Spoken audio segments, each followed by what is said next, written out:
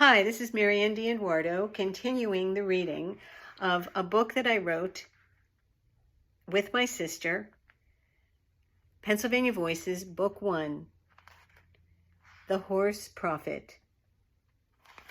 You can find these books on Amazon.com. Chapter 3, Death on a Ship. Struck by the nearness, death proclaims groundbreaking freedom. But he lived here once. That cold night, tiny newborn baby Allison and her mother Anna gazed out across the glistening sea. It was the 5th night of the voyage. All so far had been quiet. The Titanic cut the waves like a knife through butter at a steady speed of 22.5 knots. It was 11:40 p.m., April 14th, 1912. Suddenly, Anna observed an iceberg heading straight for the ship. "Iceberg! Right ahead!" The tiny baby survived in a lifeboat when she was swept up by an officer who took children of the wealthy first. Allison's parents died on the Titanic. Her first memories came from a journey to a town in Pennsylvania where she was destined to live in a house with a blue door. From the tiny ice-cold drive, the baby's feet were freezing, even though she had booties on them. The cold air penetrated. Her entire history had been lost on the Titanic since her mother never said she was pregnant. The lone baby was the only one who was born on the boat, and she was just sent to an orphan home. Near water once, Allison lived by a small river that plunges into a narrow canyon.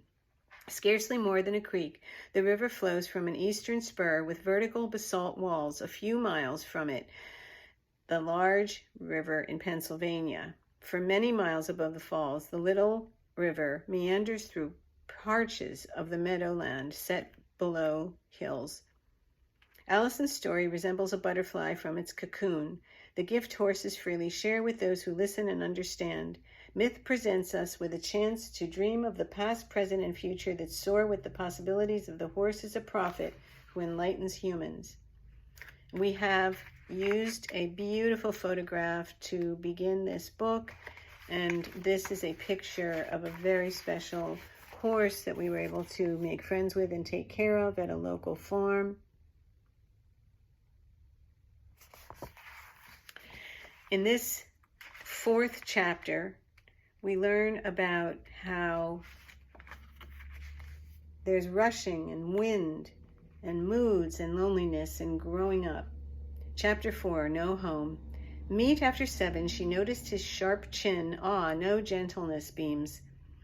As the small river swells, images of horses can be faintly seen in the wave patterns. Images of past heroes color our dreams as the mighty wind sustains us. Foster father.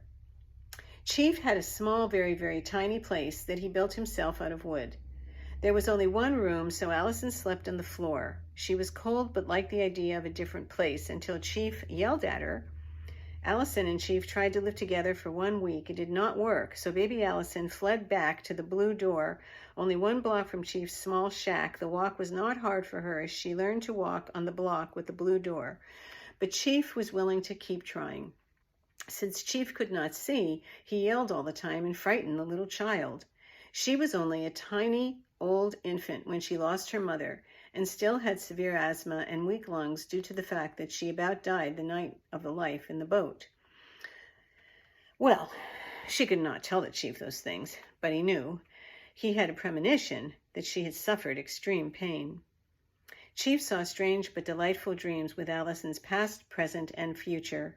He always loved the idea of a child. He loved the river. He would make small creatures that resemble horses out of the river rocks. He used rock to carve rock as pastime.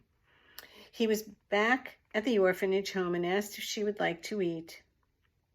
She, of course, said yes. But a few short years, the 2 lonely souls found peace. By the river, they would walk and view the water as she changed through the seasons. Somehow the river could keep you calm, and the sound could put you to sleep at night. Rushing, calm wind. Then peaceful, the water reflected their moods and loneliness. Chapter 5, Short Sorrow.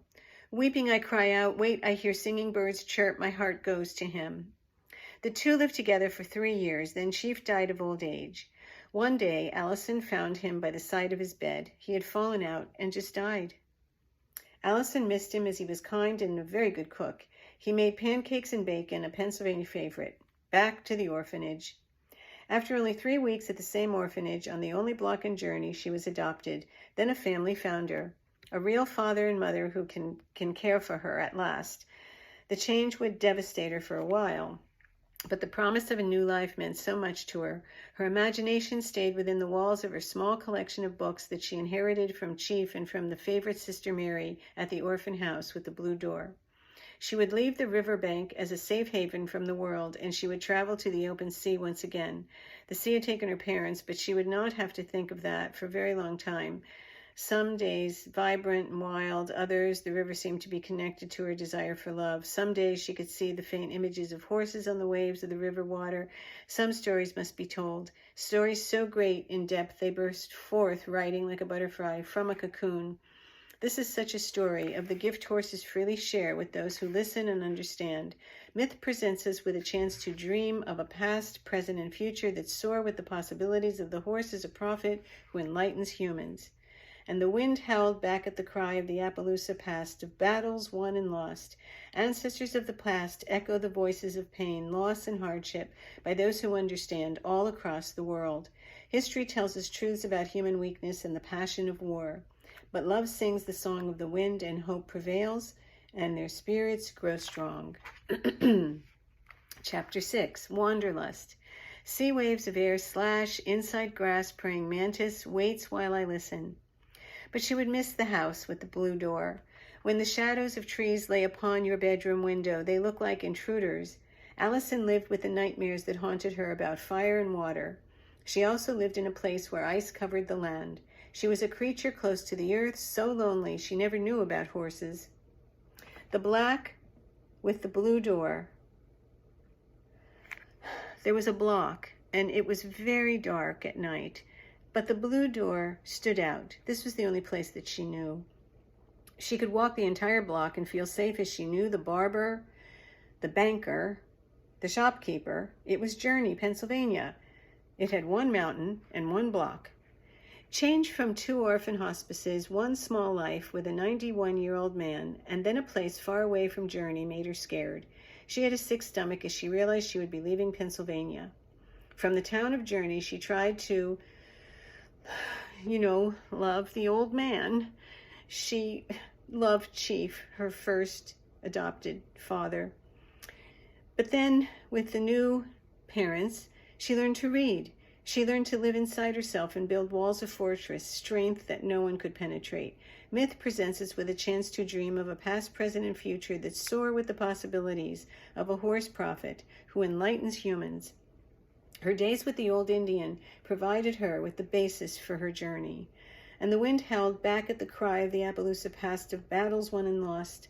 The spotted breed founded by Chief Joseph and the Nez Perce ran like the wind and possessed a spirit of freedom of North America where they lived. Chapter 7. Held within ourselves, we find cracks in the heart melt, coming to pain. Allison still had nightmares about the orphan home days.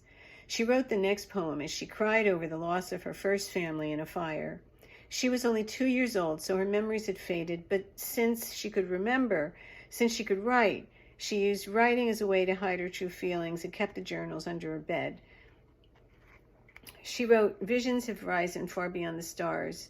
There my mind touches them, seeking to know whereby I might reach them and make them become reality for mankind, for all our futures, and with the power from above." In her isolated years at the orphanage before she met Chief Screaming Eagle, she had read the tiny books available by local printers. She could read by the time she was 2. Now she enjoyed the poetry of the ancient world, the Old English period, the Middle period, medievals, Renaissance writers, the poets of 18th century, the Romantic period, the Victorian age works, and finally 20th century modern thinkers. The car ride was the first she could remember. The noise, the engine bothered her. Plus, she was too short to see very well. There she was going to another home. She kept reading her book and hardly talked. When the car pulled into the driveway, the road seemed unpaved, and winding around trees, horses, she saw a horse near a fence and another near a barn. It was huge. A family that horses was inconceivable to her. A new place. Could she belong? She thought she could learn, but the walk was further than she had walked even before. She panicked and decided not to talk right away. She would find a quiet place to read. That worked for a day. Then the family members asked her to eat with them. So many changes had happened. Then there was the matter of the Titanic. She always wondered who her real family was and where they went. Maybe she might meet them in some way someday. She imagined the day might be a sunny one with a carriage. It would come to her with white horses, with a beautiful woman. She dreamt of a house in the fields, of some place where she could be protected. Where love existed was on her mind all the time. Could she ever find out? A street named Pierce had added love to her heart, although she could not sense love yet. She remembered only the dreary walls of the orphan homes where she had to live. So we finished part 1 of Pennsylvania Voices, Book 1, and this is by MaryAnn DiEdwardo and Patricia Pasda. You can buy this book on Amazon.com.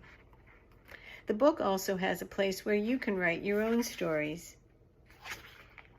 For the reader, the journal can be part of a writing class and be a type of writing that helps the student move forward with literary language skills. We suggest you use the next pages as journaling to write a short draft or beginning of your own novella. Consider counterpoint or juxtaposition of good and bad as a theme for the story. Add another voice, which means your own words and the words of characters who have special places where they live and special ideas as well. Base the story upon your moral visions and foreshadow or show what will happen with ideas that come before events. Think of a structure such as a beginning, middle, and end. And inside our historical memoir, you're finding some ideas on haiku poetry and questions for discussion, such as how does the author develop the culture of the story? So I'll see you next time. MaryAnn DiEdwardo. Bye-bye.